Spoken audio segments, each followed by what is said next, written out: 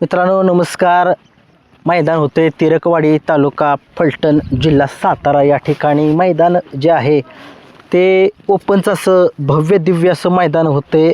त्या मैदानामध्ये सगळ्या महाराष्ट्रातील लोकांनी सहभाग नोंदवावा, कारण की मैदान हे ते जुनं आणि पारंपरिक मैदान आहे. या मैदानाला 27 ते 28 वर्षाची खूप मोठी परंपरा आहे. या मैदानामध्ये तुम्ही बघितलं काळवटीचं रान आहे. तुम्ही फाटी पण बघू शकता. फाटीमधील जे मोठमोठे दगडे जे आहेत ते वेचण्याचं काम चालू आहे. तुम्हाला आता थोडे थोडे छोटे छोटे दिसतील, परंतु ते सुद्धा वेचण्याचं काम चालू आहे. आणि मैदानावरती आता याच्यावरती रोलर पाणी मारून रोलर फिरणार आहे. अतिशय उत्कृष्ट अशी मैदानाची फाटी आहे. मैदानाचा पल्ला जो आहे तो 900 फूट एवढा लांब आहे. आणि मैदान जे आहे ते एकदम सडाचं नाही आहे, एकदम प्लेन मैदान आहे. कुणालाच काहीच कशाचा अडथळा येणार नाही आहे. मैदानाला खूप असं छान मैदान होईल असं मला वाटते, कारण की सगळ्या महाराष्ट्राला माहिती आहे टॉपचे नंदी मागच्या वर्षी या ठिकाणी पळालेले होते. आणि या मैदानावरती कधी कुणावरती अन्यायसुद्धा होत नाही. आणि मैदानाची तुम्ही फाटी पण बघू शकता. फाटीचं अंतर दाखवतो तुम्हाला मी. हे बघा एवढं अंतर आहे. त्याच्यामुळे गाडी लॉबीला वगैरे काहीच होण्याचा शक्यच नाही आहे. आणि या ठिकाणी तुम्ही बघू शकता, या ठिकाणी जे आहे ते बॅरिकेड लागेल तुम्हाला.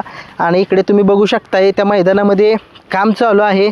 दगडं वेचण्याचं काम चालू आहे. मैदान एक सुसज्ज असं तिरकवाडीचं मैदान होतं आहे. खूप मोठं मैदान आहे. आणि या मैदानामध्ये किती जरी गाड्या जरी आल्या, कमी जरी आल्या गाड्यांची नोंद जरी कमी झाली तरी त्या मैदानाचं जे 1 नंबरचं बक्षीस जे आहे ते दिलं जाणार आहे. एकच मेसेज देतो शेवट जाता की मैदानामध्ये 20 तारखेला जे मैदान होते त्या मैदानाचे 19 तारखेला संध्याकाळी P3 लाईव्ह या चॅनलवरती लाईव्ह लॉट काढले जाते. सहभाग नोंदवा. अतिशय खूप छान अशा पद्धतीनं ते मैदान होते. महाराष्ट्रातील टॉपचे नंदी या ठिकाणी मागच्या वर्षी पाळले होते आणि यंदाही आता पाळण्यासाठी येणार आहेत. आणि नक्की बघूया काय होतंय. मैदान जे आहे ते आणि उजेड सकटा फायनल जो आहे तो 5 वाजेपर्यंत होईल त्यांनी सांगितले, कारण की जसं सहकार्य करतील गाडा मालक तसं ते त्यांनी सांगितले. परंतु आणि कुठलाही वशिला वगैरे या मैदानामध्ये चालणार नाही आहे.